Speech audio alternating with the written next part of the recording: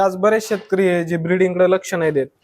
म्हणजे ब्रीडिंगकडे लक्ष म्हणजे त्यांची कॉस्टिंग फक्त ही स्ट्रॉ साठी जाणारी, हे त्यांच्या ते लक्षात येत नाही. म्हणजे काय होतं, तू जर एखाद्या गोठ्यावर चांगली गाई आहे, ती गाई निघाली तर शेतकरी काय करतो, डॉक्टरना फोन करतो, डॉक्टर येतात, गाई भरून निघून जातात. अहो पण उद्या जर तिला ती होणारी कालवडी ती तुम्ही कुठं देणार आहे का? शेवटी सांभाळणारी तिला तुम्ही 3 महिने दूध पाजणार आहे, 20-25 हजाराचं ती कालवड दूध पिणार आहे. 3 महिन्यानंतर ती कालवडी 25 हजाराची नसतेच, तिचं कॉस्टिंग पण तेवढं होत नाही.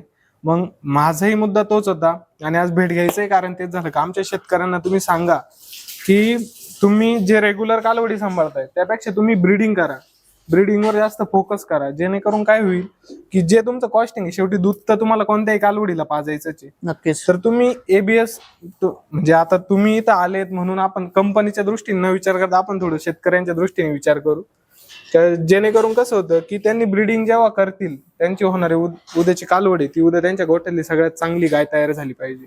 आणि उद्या तिला जेव्हा ते परत ब्रीडिंग करतील, क्रॉस ब्रीडिंग करतील, तेव्हा एक त्यांचा गोठा ह्या पुढे उच्च ठिकाणी अपग्रेड झाला पाहिजे.